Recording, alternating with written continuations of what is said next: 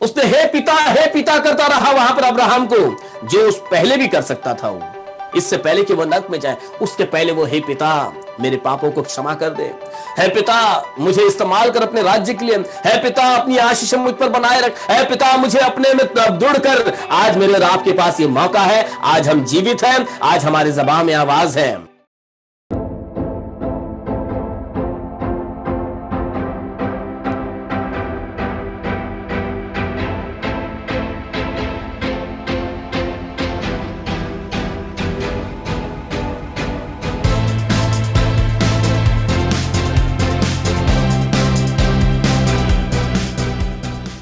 इस समय मैं बात करना चाहूंगा कुछ एक बातों के लिए, क्योंकि समय समय हम लोग कई बातों को सीखते आए हैं। हर दिन कुछ ना कुछ हम वचन में से सुनते सीखते हैं, परंतु पता नहीं कि हमारी आत्मा में वो जागृति आती है या नहीं।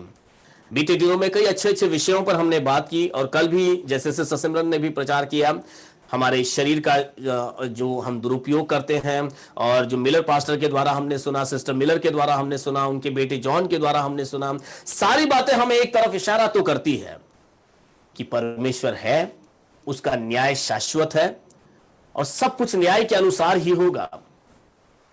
हालेलुया।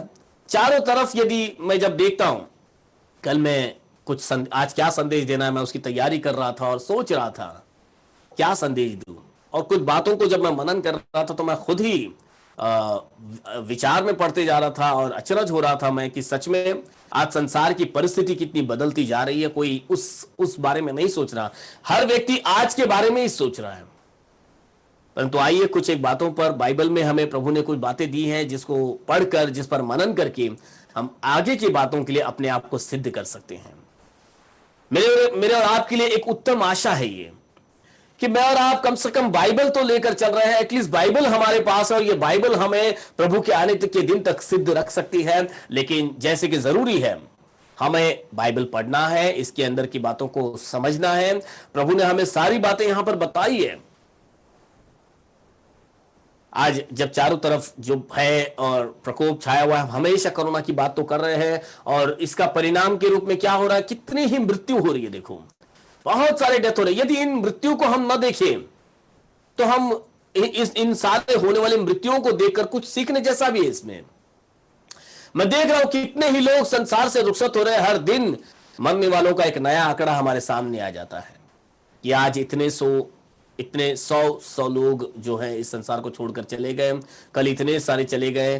पूरी दुनिया में हो रहा है ये, सिर्फ भारत की बात नहीं है, सिर्फ महाराष्ट्र की बात नहीं है, सिर्फ हमारे मुंबई की बात नहीं है। तो दुनिया का हर कोना आज कई आत्माओं को खो रहा है। लेकिन इसमें दुख की बात यह है कि जितने लोग इस संसार से रुखसत हो रहे हैं, जो जा रहे हैं इस संसार से, हर एक का एक डेस्टिनेशन है, सबों को एक गंतव्य स्थान है, मतलब एक मंजिल है सबकी। एक ही मंजिल नहीं है, सबकी अलग अलग मंजिल होती है।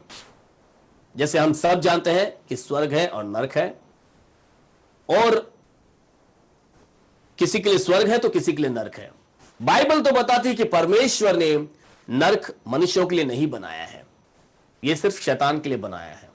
लेकिन फिर भी बाइबल में एक व्यक्ति है जिसने नरक का अनुभव लिया है, और उस व्यक्ति से मैं और आप आज कुछ थोड़ा सीख सकते हैं कि वो नरक का अनुभव हमें क्या बताता है।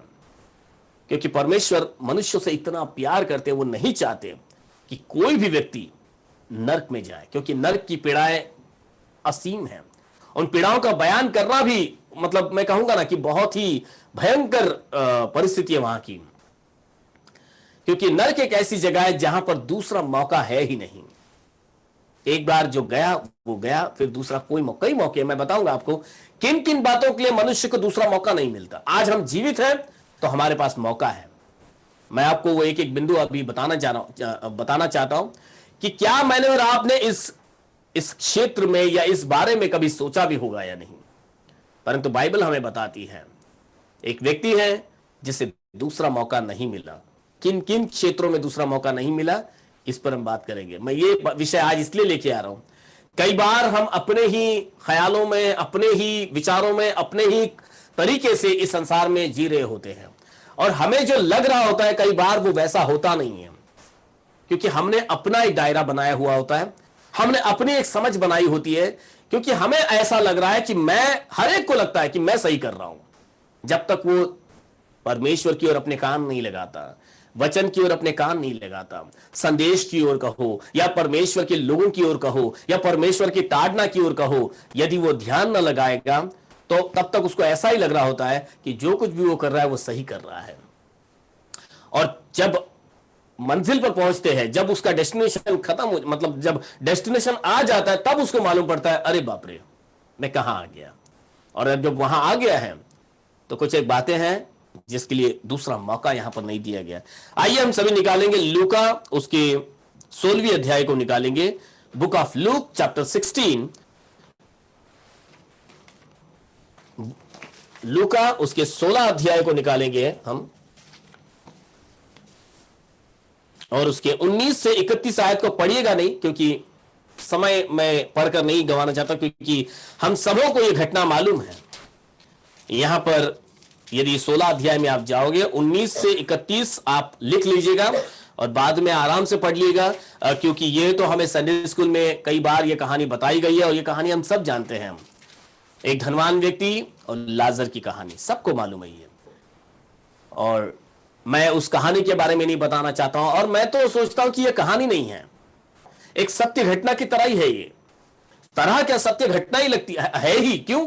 क्योंकि इसमें व्यक्तियों के नाम दिए गए हैं, लाजर का नाम आया हुआ है वहां पर, और वहां पर एक रिश्ते नाते भी बताए गए हैं, धनवान व्यक्ति के और 5 भाई भी बताए गए हैं। तो ये कोई दृष्टांत नहीं बताते। यीशु मसीह ने एक सही कुछ हुई घटना जो सच में हुई है, इस घटना के बारे में वहां पर उल्लेख किया, उस घटना को बताया कि ऐसा हुआ है कि एक धनवान व्यक्ति था और वो बहुत अपने सुख विलास में रहा करता था, और उसके दरवाजे पर एक जख्मी व्यक्ति लाकर डाल दिया जाता, जिसको जख्म था, कुत्ते जानवर आकर उसके जख्मों को चाटते, वह उसकी घुटन खाया करता था। एक दिन जब दोनों ही मर गए तो दोनों को अलग अलग डेस्टिनेशन मिला।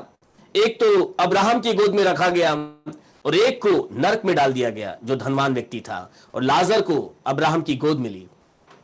लेकिन उस जगह से धनवान व्यक्ति जब लाजर को देखता है, अब्राहम से विनती करता है, उस तड़प के अंदर, उस गर्मी के अंदर वो कहता है एक बूंद पानी ही लाजर को भेज दे कि वह मेरी जबान को ठंडा करे। लेकिन अब्राहम कहता है कि नहीं, ये नहीं हो सकता, क्योंकि दोनों के बीच में एक भारी गड्ढा है, एक बड़ा अंतर है। और फिर कहता है, फिर धनवान व्यक्ति कहता है नहीं तो ऐसा तो कर कि लाजर को मेरे भाइयों के पास भेज, ताकि जहां मैं आया हूं मेरे भाई भी यहां पर ना आए, क्योंकि जैसा मैं जी रहा था वैसे ही वे भी जी रहे हैं। तो वहां पर भी कोई दूसरा, मतलब अब्राहम ने कहा नहीं, ये नहीं हो सकता। क्यों? क्योंकि उनके पास तो व्यवस्था की पुस्तकें हैं, वो उसमें से सीखे और समझ जाए। तो ये सारी घटना यहां पर लिखी गई है। लेकिन मैं आज आपको यह बताना चाहता हूं कि मैं और आप इसमें से क्या सीख कर ले सकते हैं। यहां पर मैं आपको बताना चाहता था कि एक बार यह धनवान व्यक्ति उस स्थान में पहुंच गया, हर एक को इस देह को छोड़ने के बाद एक जगह तो जाना है। बाइबल बताती है जब एक व्यक्ति इस देह को त्याग देता है, मतलब उसकी जीवन यात्रा समाप्त हो जाती है, तो वह क्या कर, मतलब वो एक जगह पर भेज दिया जाता है जिसको हम कहेंगे पैराडाइज की जगह पे, जो प्रभु ने जिसको चुना हुआ है, जिसने अच्छे कामों के द्वारा, व्यवस्था को पालन करने के द्वारा, प्रभु में बने रहने के द्वारा अपना जीवन व्यतीत किया है, प्रभु यीशु मसीह के नाम से जिया है, वह अब्राहम की गोद में, उसे इंग्लिश में हम पैराडाइज कहेंगे, वहां पर पहुंचाया जाएगा। लेकिन जिसने दुष्टता के काम किए, मतलब शैतान कैसे काम किए, शैतानों के मतलब तरीकों में रहा, उसके लिए तो नरक में जो है जगह की बताई गया है। यहां पर न्याय के समय उन सबों को वहां पर जाना है, तब तक प्रभु उनको एक स्थान में रखेंगे। लेकिन इस घटना को अगर मैं और आप आकलन करेंगे तो यह हुआ है। कहीं ना कहीं यीशु मसीह ने इन सारी घटना को अपने सामने देखकर, अपने सामने रखकर अपने चेलों को बताया है कि ऐसा हुआ है। तो जब ऐसा हुआ, इसमें से मैं और आप क्या सीख कर ले सकते हो? यहां पर धनवान व्यक्ति कहीं ना कहीं एक लाचारी में मैं और आप देख सकते हैं। जब वो नरक में डाला गया, जब वो सुख विलास का जीवन जी रहा था, तब तो सुख विलास का जीवन जी रहा था, अपने तौर तरीके थे उसके, अपना मार्ग था उसका, सब कुछ उसका ही था, और वही मैं था। लेकिन इस मृत्यु के बाद जब वो नरक में गया, वहां पर वो काफी उसका एक पछतावा, उसकी एक तड़प मैं और आप देख सकते हैं। यहां पर क्या कुछ बातें मैं आपको बताना चाहूंगा कि जहां पर नरक में जाने के बाद एक व्यक्ति को दूसरा मौका इन बातों के लिए नहीं मिलता। किन बातों के लिए? पहला बिंदु मैं आपको बताना चाहूंगा, एक बार व्यक्ति उस नरक में चला गया या एक बार व्यक्ति ने इस शरीर को छोड़ दिया, फिर विश्वास के लिए, उस विश्वास को, जिस विश्वास में बढ़ने का मौका हमें जीवित रहते हुए मिलता है, वो मौका मृत्यु होने के बाद यानी कि नरक में जाने के बाद वो विश्वास के स्तर को बढ़ाने का मौका हम दोबारा नहीं देख सकते। यहां पर यदि आप लोग इस बाइबल को बराबर से देखोगे, वहां पर इस व्यक्ति ने अब्राहम को अपना पिता करके कहा। देखो ऐसा लिखा है उसके 24वें आयत को यदि मैं और आप देखेंगे, पढ़िए कोई 24, लूका 16:24। तब उसने पुकार कर कहा, तब उस धनवान ने पुकार कर कहा, हे पिता अब्राहम, हे पिता अब्राहम, मुझ पर दया कर, मुझ पर दया कर। बस यहां पर इस धनवान के इस शब्द को ध्यान देने जैसा है। उसने कहा हे पिता अब्राहम, मतलब यह अब्राहम के ही एक वंश का था, मतलब यह भी अब्राहम के वायदों में था, मतलब यह भी ये मानता था कि जो वायदा परमेश्वर ने अब्राहम को दिया है वह मेरे लिए भी है। परमेश्वर ने अब्राहम को एक वायदा किया, अब्राहम को आशीषित किया और कहा तेरे पीढ़ियों को भी मैं आशीषित करूंगा। तो यह धनवान व्यक्ति, क्योंकि अब्राहम उसका पिता है, मतलब उस लाइन से ही आया है, अब्राहम की वंशावली में है, तो यह मानकर चल रहा था कि मुझे तो आशीष मिल जाएगी, और इसलिए उसने अपने विश्वास के स्तर में एक ही जगह पर बना रहा हो। उसने उस विश्वास में कोई कार्य ही नहीं किया, उस विश्वास के अनुरूप जो काम करना था वह उसने किया ही नहीं है। दुविधा की बात कहो या विडंबना की बात कहो या दुख की बात कहो, आज इस संसार में कई मसीह लोग इसी विचार के अंदर बैठे हुए हैं कि हमारे माता पिता तो प्रार्थना कर रहे हैं, वे तो चर्च में जा रहे हैं, हाँ हमने तो एक बार मसीहत को स्वीकार कर लिया, हमने तो यीशु मसीह के नाम से बपतिस्मा ले लिया है, अब हमें कोई तकलीफ नहीं, अब हमने स्वर्ग तो ऑलमोस्ट पा ही लिया है। परंतु इस धनवान को देखकर तो सीख जाएंगे कि इस धनवान ने भी यही विचार करके रहा होगा, मैं तो अब्राहम के गोत्र का हूं, अब्राहम तो मेरा पिता है, जो आशीष परमेश्वर ने अब्राहम को दी है वो तो अपने आप मेरे पास आ ही जाएगी। गलत विश्वास था ये, और उस विश्वास के कारण कहो वो गफलत में पड़ा रहा। उसने अपने खुद के विश्वास पर कोई काम ही नहीं किया, उसने अपने खुद के अंगीकार पर कहो या अपने खुद के एक्शन पर कुछ भी ध्यान नहीं दिया, परंतु वो सुख विलास आराम से बिल्कुल गफलत में एक जीवन जी रहा था। वो विश्वास को स्तर को बढ़ाने का या विश्वास में आगे बढ़ने का दूसरा मौका उस नरक में नहीं है। उसने हे पिता करता रहा वहां पर अब्राहम को, जो उस पहले भी कर सकता था। वो इससे पहले कि वो नरक में जाए, उसके पहले वो हे पिता मेरे पापों को क्षमा कर दे, हे पिता मुझे इस्तेमाल कर अपने राज्य के लिए, हे पिता अपनी आशीष मुझ पर बनाए रख, हे पिता मुझे अपने में दृढ़ कर। आज मेरे और आपके पास ये मौका है, आज हम जीवित हैं, आज हमारे ज़बान में आवाज है, हालेलुया। हम अंगीकार कर सकते हैं, हम अपने विश्वास के स्तर में आगे बढ़ सकते हैं, हम अपने विश्वास को उस स्थान में ले जा सकते हैं जिसका हमें बाद में पछतावा ना हो कि यदि मैं जीवित रहते हुए ये कर लेता तो मेरे लिए आज ये दशा ना होती। तो इस धनवान को दूसरा मौका वहां पर नहीं मिला कि वह उस आशीषों का दावा कर सके जिन आशीषों को देने की परमेश्वर ने अब्राहम से वादा किया था। क्या आप समझ रहे हो? पहला मौका मैंने आपको बताया जो हमें दोबारा नहीं मिलेगा, विश्वास में बने रहने का, विश्वास के स्तर को ऊंचा करने का। हम परमेश्वर को हे पिता तो कहते हैं, लेकिन यदि इस विश्वास के स्तर को आज हमने हे पिता करके अगर उस विश्वास में और आगे बढ़ते जाएंगे, अपने आप को हम स्वर्गीय स्थान के योग्य बनाएंगे, तब हमें आगे जाकर इसका पछतावा नहीं होगा, तब हमारी सुनी जाएगी, तब हमारे पास कुछ होगा जिसका मुबदला कहो या जिसका बदला हमें स्वर्गीय स्थान मिलेगा। आज यदि हम सोच रहे होंगे कि हम विश्वास में तो बहुत गीत गा रहे हैं, तालियां बजा बजा कर, दान दशमांश के द्वारा, बाइबल को पढ़ने के द्वारा, परमेश्वर के कलीसिया में जाने के द्वारा, अच्छे कामों को और व्यवस्था का पालन करने के द्वारा हम तो बहुत कुछ कर रहे हैं, लेकिन वापसी में हमें तो बहुत थोड़ा मिल रहा है। ये जो थोड़ा दिख रहा होगा, हालेलुया, लेकिन जो हमारे लिए जमा हो रहा है वो बहुत बड़ा हो रहा है, हमारे लिए कुछ दूसरा बड़ा काम हो रहा है। हमने बीते दिनों में इस बातों को सीखा है, अलग अलग व्यक्तियों के द्वारा हमें इस संदेशों में इन बातों को हमने सीखा ही है कि कदाचित हमें यहां पर वो चीज दिख नहीं रही होगी, लेकिन समवेयर इट्स क्रिएटिंग, ये कुछ बना रहा है, समवेयर कहीं ना कहीं हमारे लिए कुछ बन रहा है। सो आज हमारे पास मौका है हमारे विश्वास के स्तर को ऊंचा करने का। आज हमारे पास ये अवसर है कि हम अपने विश्वास में आगे बढ़ें, क्योंकि कई लोगों का आज हाल यही है, उन्हें लग तो ऐसा ही रहा है कि मतलब मैं कहूंगा कि बहुत से विश्वास, अलग अलग विश्वास आ चुके हैं। मैं और आप आज जिस विश्वास को लेकर चलते हैं, इस विश्वास की गहराई को हमें बाइबल से नापना है हमेशा। क्या बाइबल के अनुसार मैं अपना जीवन व्यतीत कर रहा हूं क्या? कई लोग बाइबल भी पढ़ रहे हैं, चर्च भी जा रहे हैं, शिक्षाएं भी ले रहे हैं। मैं आपको बताना चाहता हूं, हर शिक्षा हमें ईश्वर की तरफ नहीं लेकर जाएगी। कई शिक्षाएं हमें ऐसा महसूस कराएगी कि हम सत्य पर हैं, लेकिन सत्य की शिक्षा पर हमें मनन करने की बहुत जरूरत है। सत्य क्या कहता है हमें वो जरूर देखना चाहिए, वरना क्या हमें लगेगा ऐसा हम सही जा रहे हैं, लेकिन बहुत लोग अंत में जाकर चौंकने वाले हैं, क्योंकि डेस्टिनेशन को जब देखेंगे तब चौंक जाएंगे, अरे हमें तो लग रहा था हम तो स्वर्ग की ओर हमारी गाड़ी जा रही है, लेकिन आपने गाड़ी का नंबर प्लेट देखा ही नहीं ठीक से, नेम प्लेट पढ़ा ही नहीं, ये गाड़ी जा कहां रही है, आप तो गलत गाड़ी में सवार हो सकते हो। इसलिए अपनी गाड़ी को चेक कर लीजिए, क्योंकि अंत में दूसरा मौका नहीं मिलेगा। अरे मैं तो गलत गाड़ी में यहां तक आ गया। यह धनवान व्यक्ति एक गलत गाड़ी में बैठा हुआ था, जो गाड़ी नरक की तरफ जा रही थी।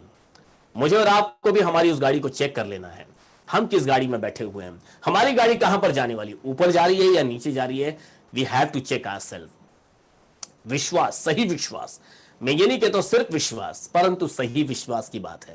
सही विश्वास के साथ हमको चलना है, सही विश्वास, सही सिद्धांत, सही शिक्षा के साथ वी हैव टू मूव। क्योंकि उधर जाने के बाद हम ये नहीं बोल सकते हमें जरा वापस जाकर फिर से एक बार हम लोग उस नए तरीके से विश्वास को शुरू करते हैं और फिर हमारी गाड़ी ऊपर जाएगी। नहीं, वो रिटर्न टिकट नहीं है उस जगह का, वन वे टिकट है। सिर्फ एक बार चले गए तो चले गए, दोबारा का कोई मौका वहां पर नहीं है। दूसरी बात मैं आपको बताना चाहूंगा कि वहां पर हम धनवान को देख सकते हैं। धनवान क्या कहता है?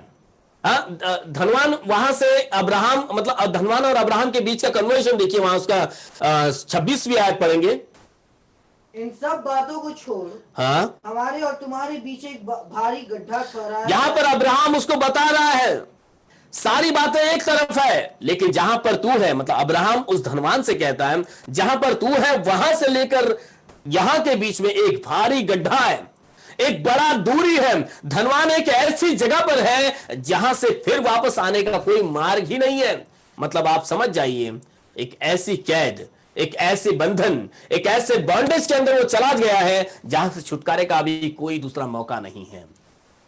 फ्रीडम पूरी तरह से खो गया है। अब जो आजादी तुम्हें मसीह में मिलती है, जिस आजादी के साथ आप प्रभु में टहल सकते हो, वह आजादी खत्म, हमेशा के लिए खत्म, दूसरा मौका नहीं। आप जो देखो, परमेश्वर ने मुझे और आपको ऐसी दशा से चुना था जब हम बंधन ही में थे, हम शैतान के चंगुल में फंसे हुए थे, अंधकार के बंधन में बंधे हुए थे। परमेश्वर ने सही समय पर आकर मुझे और आपको उस बंधन से आजाद किया, क्रूस पर बलिदान देकर मुझे और आपको छुड़ाया। लेकिन जब हम उस गंतव्य स्थान पर पहुंच जाएंगे, जब हम उस नरकीय स्थान पर पहुंच जाएंगे, वहां से फिर हमें आजादी का दूसरा मौका नहीं है, क्योंकि एक भारी गड्ढा, एक भारी दूरी है, यहां का व्यक्ति वहां जा ही नहीं सकता।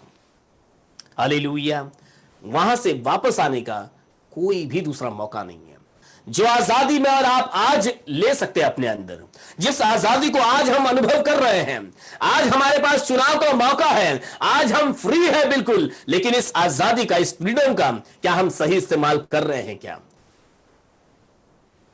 जब नर्क पहुंच जाएंगे, सारी आजादी खत्म हो जाएगी, फिर से वही बंधन है, फिर से वही तड़पना। वो वहां पर उसकी एक तड़प को हम अनुभव कर सकते हैं। वो तड़प रहा है, वो पीड़ाओं में कराह रहा है, वहां से निकलना चाहता है, परंतु निकलने का कोई मार्ग नहीं है। अब्राहम ने उसको बता दिया, देयर इज नो चांस, कोई मौका नहीं है। क्यों? क्योंकि बीच में एक भारी गड्ढा है, एक भारी दूरी है। Hallelujah. No other chance for freedom. Remember this things. आज मेरे और आपके पास आजादी है कि हम उस आजादी का सही इस्तेमाल करें। हम प्रभु को अपने जीवन में उस आजादी के साथ में जो है हम अपने कार्यों को क्या करें, परिपक्व करें। इस आजादी को हम सही रीति से इस्तेमाल करके स्वर्ग की तरफ जाए। मतलब आजादी इसीलिए नहीं आजादी तो आदम और हवा को भी दी गई थी, परंतु क्या उन्होंने सही इस्तेमाल किया? परमेश्वर ने मुझे और आपको आजादी दी है सही और गलत के बीच में चुनाव करने का। इसका मतलब यह नहीं है कि हम गलत चुन ले। प्रभु कहता है तू अच्छी बातें चुन, तू आशीष को चुन ले। मैंने शाप और आशीष दोनों ही तेरे सामने रखे हैं। मतलब आजादी है, that you can choose for yourself what you want. हम क्या चुनेंगे? हम तो आशीष को चुनेंगे, क्योंकि प्रभु तो चाहता है उसके बच्चे आशीष ही को चुन ले। हालेलुया। वो पिता है, वो हमसे प्यार करता है, वो चाहता है उसके बच्चों को अच्छी चीजें मिले, परंतु हम अपने विचारों के अंदर वो बहुत ही चमकने वाली चीज, लुभावने वाली चीज जो आजादी की ओर नहीं परंतु बंधन की ओर लेकर जाती है, उसी को चुन लेते हैं। मतलब शाप या कहो दंड या पाप, ये सब चमकती हुई चीजें होती हैं। वो काली कलूटी ऐसी नहीं है, उसकी कोई बदसूरती नहीं होती है। जब हवा ने उस फल को खाया, वो एक पाप ही था जो हवा ने कर लिया, लेकिन वो फल खाने से पहले तो चमक रहा था, देखने में बड़ा मनभाव लग रहा था, खाने में बड़ा टेस्टी दिख रहा था। अभी टेस्ट किया नहीं था, सिर्फ दिखने में ही वो टेस्टी लग रहा था। सोच लो मतलब कितना लुभावना था ये पाप, जिसको हवा ने आज्ञा मतलब परमेश्वर से भी नाता तोड़ने का रिस्क उठा लिया उसके लिए। तो देखो, जब कोई चीजें हमें गुनहगारी में लेकर जाती है ना, ये कठिन नहीं होता, बहुत मजा आता है उसमें। गुनहगारी का दलदल बड़े मजेदार तरीके से होता है, उसमें मजे से आदमी घुसता जाता है, लेकिन अंत में मालूम पड़ता है कि वो पहुंचा कहां पर है। इस धनवान को तब तक नहीं मालूम पड़ रहा था मैं कर क्या रहा हूं। अपने जीते जी उसने जो भी किए, उसने वो नहीं किया जो परमेश्वर को चाहिए था, जबकि यह भी अब्राहम का एक बेटा ही था, अब्राहम की संतान का ही था, लेकिन उसने वैसा चुनाव नहीं किया अपने जीवन में जैसा चुनाव उसको करना चाहिए था। लेकिन अब नरक में गया है, अब उसके लिए कोई दूसरा मौका नहीं है। आप मेरे संदेश के टाइटल को समझ चुके होंगे, there is no second chance for you after death. मृत्यु के बाद किसी को भी दूसरा मौका नहीं मिलेगा। मौका जो है, जब हम जीवित हैं तभी हमारे पास मौका है सही चुनाव करके उस आजादी को अपने जीवन में बनाए। उसके बाद आजादी नहीं है, हमेशा की आजादी खत्म हो जाएगी वहां पर। लेकिन क्या आप क्या बोलते हो, यदि हम स्वर्ग में रहेंगे, प्रभु के सामने रहेंगे, तो क्या कोई बंधन में रहेंगे? तब की जो आजादी होगी वो आज की आजादी से 100 गुना 200 गुना, आप उसके आगे कितने 100 गुना बढ़ा सकते हो बढ़ा लीजिए। हम उस आजादी में उसके सामने खड़े रहेंगे। लेकिन जो नरक है वो सिर्फ बंधन के लिए है। वहां पर एक व्यक्ति जाएगा तो बंधन में पड़ जाएगा, और हमेशा का बंधन, कभी कोई छुटकारा नहीं है। तीसरी आयत को पढ़ेंगे हम लोग, मतलब तीसरी बात उसके 25वीं आयत को पढ़ेंगे। परंतु अब्राहम ने यहां पर उस धनवान व्यक्ति से कहा, हे पुत्र स्मरण कर कि तू अपने जीवन में अच्छी वस्तुएं ले चुका है। देख, याद कर कि तूने अपने जीवन के अंदर अच्छी वस्तुओं का आनंद लिया, और वैसे ही लाजर बुरी वस्तुएं। बस यहां पर देखिए, अब इस धनवान के पास इतनी संपत्ति थी, इतना धन था, और इस धन का अब यहां पर नरक के अंदर उसको कोई दूसरा मौका नहीं इस धन का सदुपयोग करे। उसके पास संपत्ति थी, परंतु इस संपत्ति का उसने अपने ही सुख विलास के अंदर मजा उड़ाया, आनंद मनाया, और बिल्कुल अपने उल्लास के अनुसार उसने खर्च किया उसमें। और अब्राहम ने उसको याद दिलाया, स्मरण कर कि तूने अपने धन संपत्ति का कैसे उपयोग किया। यहां पर अब यह धनवान व्यक्ति जब नरक में आ गया है, अब इसके पास क्या एक दमड़ी भी है कि वो अपने लिए एक बूंद पानी भी ले ले। वो निर्भर तो अब्राहम पर है। अब्राहम से कहता है अब कि लाजर को भेज कि वो मेरे जीभ को ठंडा करे। एक बूंद पानी नहीं खरीद सकता। कितना भी धन उसके पास था, यहां पर उस धन का कोई उपयोग नहीं है। सब कुछ धरा का धरा रह गया है। देखिए, आज परमेश्वर ने जो आशीष हमें दी है ना, उसे भी हमें सही रीति से इस्तेमाल करना आना चाहिए। सही रीति से हमको मालूम होना चाहिए कि किस तरह से। देखो, मत्ती उसके 6 अध्याय उसके 19 और 20 को पढ़े। अपने लिए पृथ्वी पर धन इकट्ठा न करो, जहाँ कीड़ा और काई बिगाड़ते हैं, और जहाँ चोर सेंध लगाते और चुराते हैं। आमीन। परंतु अपने लिए स्वर्ग में धन इकट्ठा करो, जहाँ न तो कीड़ा और न काई बिगाड़ते हैं। आमीन। जहाँ चोर न बस क्या लगता है आपको कि धनवान ने अपना धन कहां पर इकट्ठा किया? धनवान ने अपना धन वहीं पर समाप्त कर दिया जहां पर उसको मिला था। वो जब उसके पास जो संपत्ति उसको मिली होगी, जो भी धन उसके पास होगा, उसने इस सारे धन को कहां पर जमा किया? वो वहीं पर खत्म कर डाला। वचन हमको बताता है कि तू अपना धन कहां पर इकट्ठा कर, स्वर्ग में जमा कर, वो तुझको मिलेगा। यहां पर उसके अब यहां पर संपत्ति के लिए कोई दूसरा मौका नहीं है। अब मैं वापस जाता हूं और उस संपत्ति का सही उपयोग करता हूं ताकि मुझको फिर कर वापस मिले। वो यहां पर लाजर के पास कुछ भी नहीं था, उसका सारा चीज जो जमा हुआ वो उसको वापस जो है बहुतायत के साथ में ऊपर जाकर मिल रहा है। लेकिन यहां पर धनवान पूरी तरह से ऐसी कंगाली है उसके पास कि अब एक बूंद पानी भी उसको नसीब नहीं हो रहा। वहां पर परमेश्वर का वचन शाश्वत है, वो हमें जगाता है। सुख विलास तो हम कर रहे हैं, आनंद तो अपने जीवन में मना रहे हैं, लेकिन क्या इसमें से हम कुछ जरूरतमंदों तक पहुंचा रहे हैं? क्या जरूरतमंदों को हम कुछ भी उसमें से मदद कर पा रहे हैं? अपना धन हमें स्वर्ग में जमा करना है, उस धन का सही इस्तेमाल करना है। उसके लिए कोई दूसरा मौका नहीं मिलने वाला कि मैं फिर जाता हूं और सही इस्तेमाल के द्वारा प्रभु को महिमा देता हूं। हालेलुया। चौथी बात को हम देखेंगे, उसके 24 आयत को पढ़िए वापस। तब उसने पुकार कर कहा, हे पिता अब्राहम, मुझ पर दया कर, लाजर को भेज दे। देखो यहां पर एक धनवान व्यक्ति ऐसा कह रहे कि लाजर को भेज। मतलब यह धनवान व्यक्ति लाजर को अच्छे रीति से जानता था, उसका नाम जानता है, लेकिन कभी इस धनवान व्यक्ति ने लाजर को अपने पास नहीं लिया, कभी उससे दो मीठे बोल नहीं बोले होंगे। वो जख्मी था, कभी उसके जख्मों पर ध्यान नहीं दिया। वो भूखा था, कभी उसको अच्छी रोटी अपने साथ कभी खिलाई नहीं। हमेशा उसने अपने नजरें घुमा कर रखी, हमेशा उसको निचले स्थान पर रखा। और आज वो लाजर का नाम लेकर पुकारता है कि उसको भेज। एक करीबी, हम अपने मित्रों के साथ कहो, अपने परिजनों के साथ कहो, प्रभु ने कुछ लोगों को हमारे, देखो लाजर अमीर धनवान व्यक्ति के पास में था और उस पास वाले व्यक्ति से धनवान व्यक्ति का अच्छा रिश्ता नहीं दिखा। यहां पर डीवीडी पर डाल दिया गया है, जख्मों को कोई नहीं देख रहा कि उसको जख्म हुआ है, कुछ इलाज कर देंगे उसका, वो तो भूखा है कुछ रोटी खिलाएंगे। वो तो झूठन पर ही जी रहा था, कभी ये नहीं देखा कि वो झूठन पर जी रहा है, उसको पेट भर मिल भी रहा है या नहीं मिल रहा है, कभी इस पर ध्यान नहीं दिया। लोगों से अच्छे व्यवहार करने का वहां दूसरा कोई मौका नहीं है। यहां पर अब ये लाजर करके बुला रहा, मतलब देखो एक ऐसी विनती कि हाँ मैं इसको जानता हूं, इसका नाम जानता हूं, ये मेरा करीबी था, पहचान वाला है, लेकिन चलो थोड़ा इसको भेज दे कि ये मेरे जबान को ठंडा कर सके। जब तक प्रभु ने हमें अपने परिजनों के आसपास में रखा है, चाहिए कि जब तक जीवन है तब तक हम सबके साथ अच्छे रहें, उनकी जरूरत देखें, मतलब कौन कैसे हालात में है उनके साथ हम मेल मिलाप रखें। हमारा मिलन तो स्वर्ग में सब एक दूसरे से मिलना है, हमको कहां हमें किसकी जरूरत पड़ जाएगी।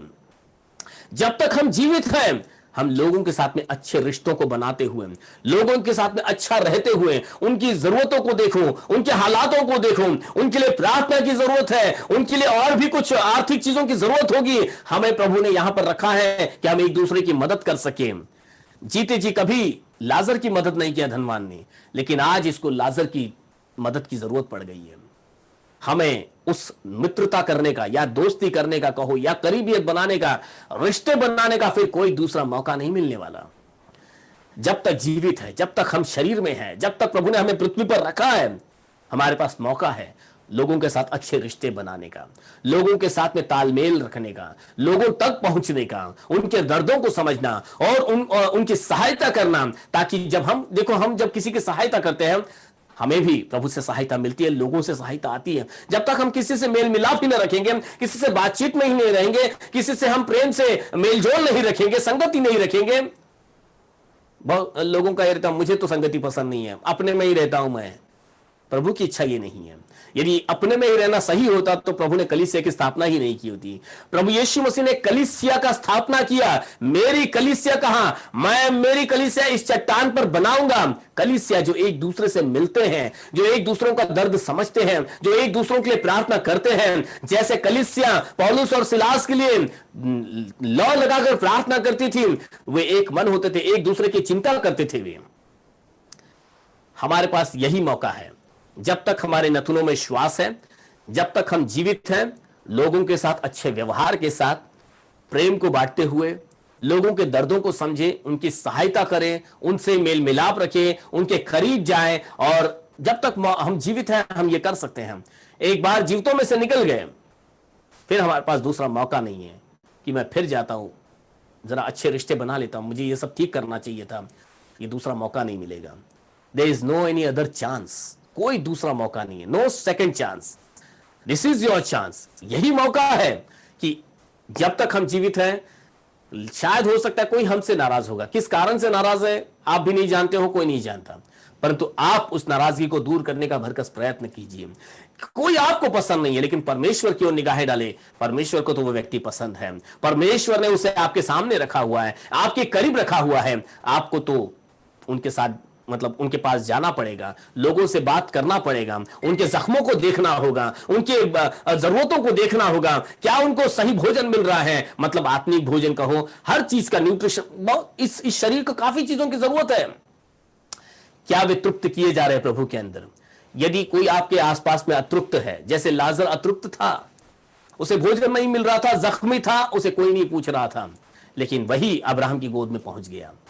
लेकिन यहां पर धनवान व्यक्ति जिसने उस पर कभी नजर ही नहीं डाली अपनी, कभी उसको अपने साथ बिठाया नहीं, कभी दो मीठे बोल बोले नहीं, कभी उसको अच्छी रोटी खिलाई नहीं, कभी उसको पूछा नहीं, यहां पर अब्राहम से वो आशा रखता है, अब लाजर को मेरे पास भेज।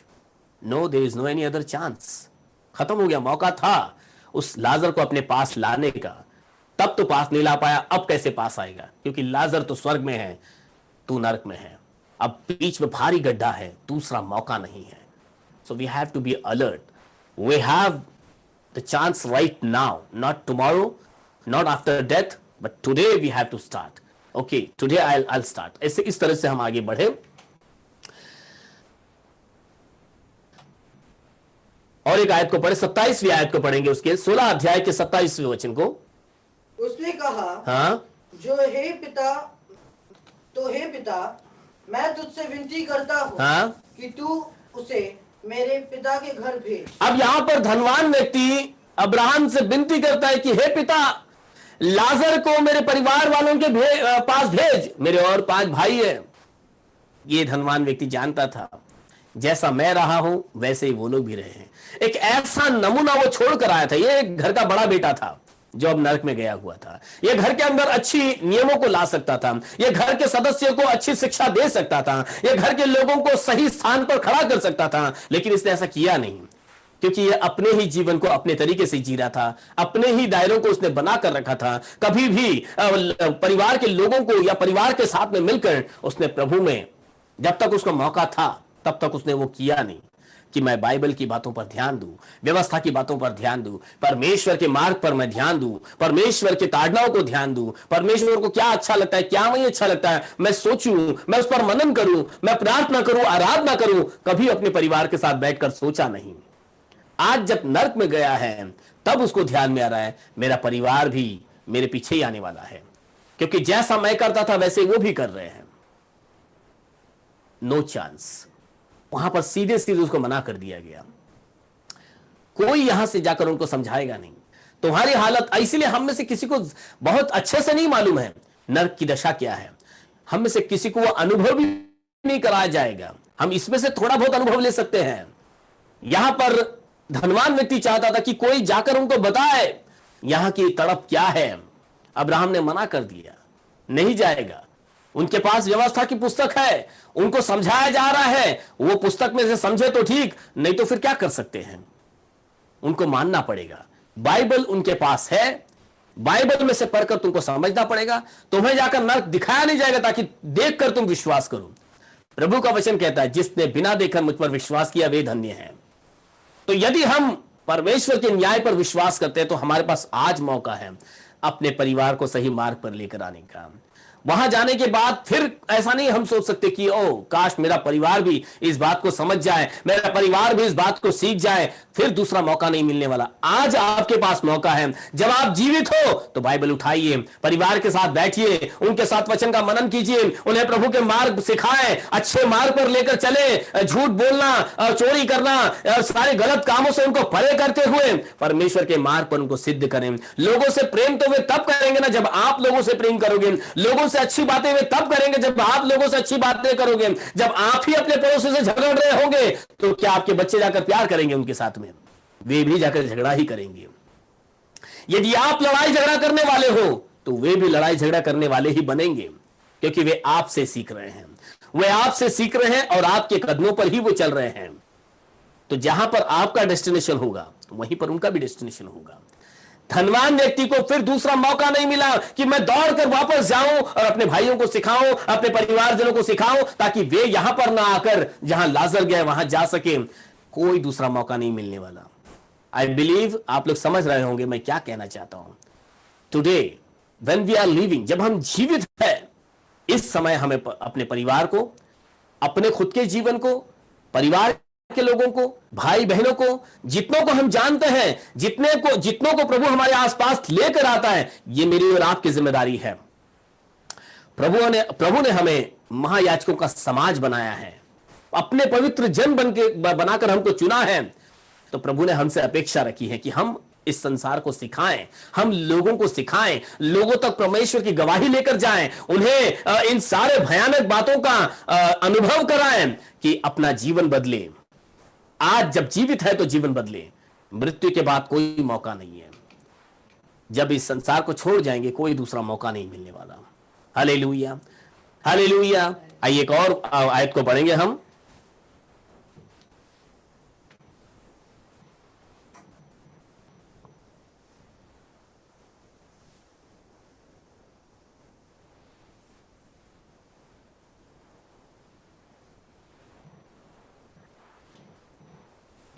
Praise the Lord. यहां पर हम देख सकते हैं, अब धनवान वहां पर, वचन तो पूरा अध्याय पढ़ेंगे तो उसमें पूरे अध्याय को हम मतलब जितना हमने भाग पढ़ा, ये सारा भाग मिलकर हमको एक ही बात बताता है। अब यहां पर धनवान के पास पछतावा था। मैं आपको छठी बात बता रहा हूं, पछतावा करने का कोई दूसरा मौका नरक में नहीं मिलने वाला। कि प्रभु अब मैं अपने पापों को मान लेता हूं, मुझे यहां से अब वापस वहां पर आने दे, तो वहां पर दूसरा मौका नहीं मिलेगा। आज मेरे और आपके पास ये मौका है, पछतावा करें, मन फिराए और स्वर्गीय स्थान की खोज में अब्राहम की गोद में आने का मार्ग आज से हम बनाएं। धनवान को वो मौका वहां पर नहीं मिला, वो तड़पता रहा। सोचो उस तड़प के अंदर उसने कितनी बार चिल्लाया हो सकता है कि मुझे क्षमा चाहिए, माफी चाहिए। और देखो उस तड़प को मैं और आप यहां महसूस कर सकते कि वो कितना तड़प रहा था। गला सूख रहा है, पानी का मतलब पानी की उसको इतनी प्यास लग रही थी, इतना कुछ हो रहा था वहां पर, तड़प रहा था। वो वापस आना चाहता था लेकिन कोई दूसरा मौका नहीं मिला कि वो पश्चाताप करके अपना जीवन बदल सके। एक बार जो व्यक्ति वहां पर चला गया, उसे दोबारा पश्चाताप करके वहां से बाहर निकलने का कोई मौका नहीं है। मुझे और आपको, मेरे और आपके पास ये समय है कि जब तक हम जीवित हैं परमेश्वर को अपना उद्धार करता करके माने और अपना जीवन उसके हाथ में सौंपे। क्योंकि देखो आज धनवान के पास जब तक वो जीवित था कभी यीशु मसीह, कभी परमेश्वर के नाम का अंगीकार नहीं किया। वो उद्धार से दूर रहा, अपने पापों में जीता रहा, उस पापों के अंदर ही वो मरा। यदि उसका यीशु मसीह के लहू से अभिषेक हुआ होता, यदि उसने अपने पापों को मानकर अपना जीवन यीशु मसीह के हाथ में सौंप दिया होता, यदि उसने उस उद्धार को प्राप्त कर लिया होता, तो आज वो उस नरक में ना होता। अब इसके लिए पश्चाताप करने के वहां पर ही पड़े, मतलब वहीं पर रिग्रेट करने के सिवाय और दांत पीसने के सिवाय उसके पास दूसरा कोई मौका नहीं था। अब उसका विवेक उसको हमेशा के लिए, अनंत काल तक उसका विवेक उसको धिक्कारता रहेगा। उसका विवेक उसको क्या बोलते हैं, टोचे मारता रहेगा कि तूने क्यों पाप किए, क्यों तू गुनाहगारी के जीवन में जीता रहा, क्यों तू गफलत के जीवन में जीता रहा। वो हमेशा अपने आप में ही तड़पता रहेगा, दूसरा मौका नहीं कि पश्चाताप के साथ जीवन बदलकर प्रभु यीशु मसीह अपना नया जीवन बिता सके। आज मेरे और आपके पास ये मौका है, चाहे वे मसीह हो या गैर मसीह हो, हम सब इसको सुन रहे होंगे। जितने भी, यदि कोई मसीह नहीं भी है, यदि आप इस वीडियो को सुन रहे हो, आज आपके पास ये मौका है कि अपना जीवन यीशु मसीह के हाथ में सौंपे, यीशु मसीह के लहू को अपने जीवन में अप्लाई करे। क्योंकि इस धनवान को वो रक्त मिला नहीं कि जिसके द्वारा उसके पाप धुल जा सके, कि जिससे उसके पाप ढांपे जा सके, परंतु उसका पाप खुला का खुला रहा और वो अपने पापों में ही मर गया। लेकिन मेरे और आपके पास ये चुनाव है कि हम इन गुनाह में अपने जीवन को समाप्त न करते हुए, गुनाहों की माफी मांगते हुए, यीशु मसीह को अपना उद्धार करता करके मान के, यीशु मसीह के नाम में बपतिस्मा लेकर हम अपने जीवन को यीशु मसीह के मार्ग में आगे बढ़ाते हुए उस स्वर्गीय स्थान में यीशु मसीह के सामने खड़े रह सकते हैं। Because in hell will not get any second chance, हमें दूसरा मौका नहीं मिलने वाला। एक ही मौका है आज, जब मैं और आप जीवित हैं, जब मेरे और आपके नथुनों में श्वास है, जब तक हमारे हाथ पैर अच्छे चल रहे हैं, जब तक हमारा जहन, हमारा विवेक हमसे बात कर रहा है, जब तक हम जीवित हैं, अंगीकार करें, पापों का पश्चाताप करें, यीशु मसीह के नाम से बपतिस्मा लें, बाइबल पढ़े, प्रार्थना करें, अपने परिवार को सही मार्ग पर लेकर आए और अपने परिजनों के ऊपर, जैसे मैंने आपको जो बिंदु बताए एक एक, अपने परिवारजनों से, अपने सगे संबंधियों से, अपने आसपास वालों से अच्छे से व्यवहार करें, क्योंकि ये सारी चीजों को सुधारने का हमें दूसरा कोई मौका नहीं मिलने वाला। हालेलुया। हर पॉइंट को यदि आपने नहीं लिखा होगा, मैं बाद में YouTube में जब इस वीडियो को डालूंगा, इन सारे बिंदुओं को उनके वचनों के साथ में मैं डाल दूंगा। आप लोग बाद में भी इन वचनों को पढ़ सकते हो, लेकिन जरूर मनन करना इस बात पे कि क्या जो मौका धनवान को मिला था, मुझे और आपको भी मिला है, लेकिन उसको ये वचन नहीं मिले कि वो अपने आप को सुधारे, परंतु मुझे और आपको ये वचन मिले हैं ताकि इस उदाहरण को लेकर मैं और आप सतर्क हो जाएं। यह आपके लिए चेतावनी है कि दूसरा मौका हमें नहीं मिलने वाला। This is the opportunity that we have to grab. हमें एक अवसर मिला है, इस अवसर का फायदा उठाएं, प्रभु यीशु मसीह के नाम में जिए और सारे उन बातों को सुधारें जिन बातों को धनवान नरक में जाने के बाद सुधार नहीं सकता था। आज हम सुधार सकते हैं।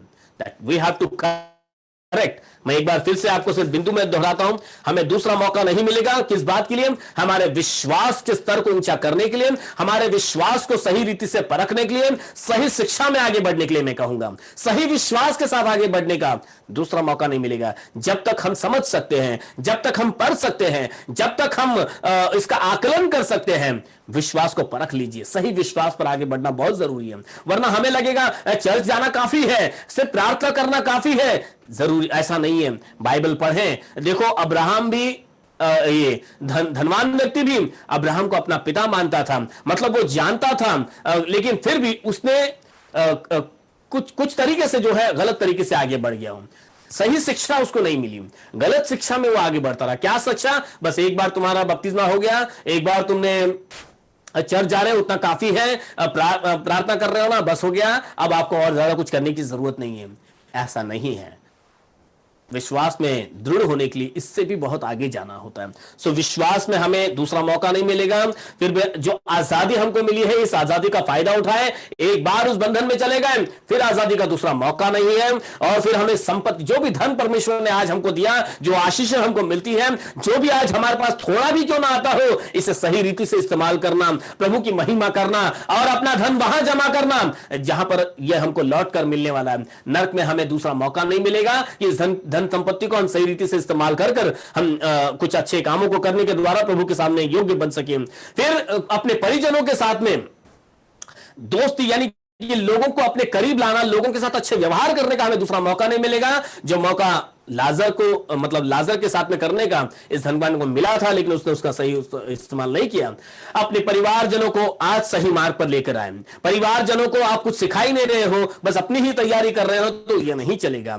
आप अपनी तैयारी तो करें ही करें, परंतु साथ साथ अपने परिवार को भी इन बातों पर दृढ़ करें, सिखाएं, उनको अपने साथ बिठाएं और प्रभु में उनको दृढ़ता के साथ में उस विश्वास में मजबूत करें। फिर आपको क्षमा, माफी, पश्चाताप का दूसरा मौका नहीं मिलेगा। आज आप जीवित हो, आज आपको पश्चाताप का मौका है। पश्चाताप करें, मन फिराए, प्रभु यीशु मसीह को अपना उद्धारकर्ता करके माने और एक अच्छे स्थान का चुनाव आज करें। हम आज हमारे पास चुनाव करने का मौका है। प्रभु कहता है आशीष और शाप दोनों तुम्हारे सामने रखे हैं, आशीष ही को चुन ले। एक आखिरी आयत को पढ़ूंगा, इब्रानियों उसके 4 अध्याय के 7 वचन को पढ़ें। इसलिए वह किसी विशेष दिन को ठहराकर इतने दिन के बाद दाऊद की पुस्तक में से उसे आज का दिन लिखा है, आज का दिन कहता है, जैसे पहले कहा गया। यदि आज तुम उसका शब्द सुनो, चाहे यह संदेश 2 महीने बाद कोई देखेगा, 4 महीने बाद कोई देख रहा होगा, कल देख रहा होगा, आज का दिन कहता है यदि आज तुम उसका शब्द सुनो तो अपने मनों को कठोर ना करो। अपने हृदय के अंदर छोड़ो यार, हमेशा बात सुनते हैं, ये आज जैसा सुन लिया कल फिर से कभी सुन लेंगे, होते रहेगा, ये तो क्या है, लोगों पास्टर का काम है बोलना, वो बोलेंगे, हम सुनकर छोड़ देंगे। परंतु ऐसा नहीं करना। अपने हृदय को कठोर ना करें, इसे बिल्कुल गंभीरता से ले और इस पर एक्शन करें, आज से करें। यही समय है, कल किसी को नहीं पता कल क्या होगा। इसलिए जब तक जीवित है सही फैसले के साथ, सही विश्वास के साथ, सही शिक्षा में दृढ़ हो जाएं और एक अच्छे स्थान का चुनाव करें। प्रभु यीशु मसीह आप सबों को इस वचनों के द्वारा आशीषित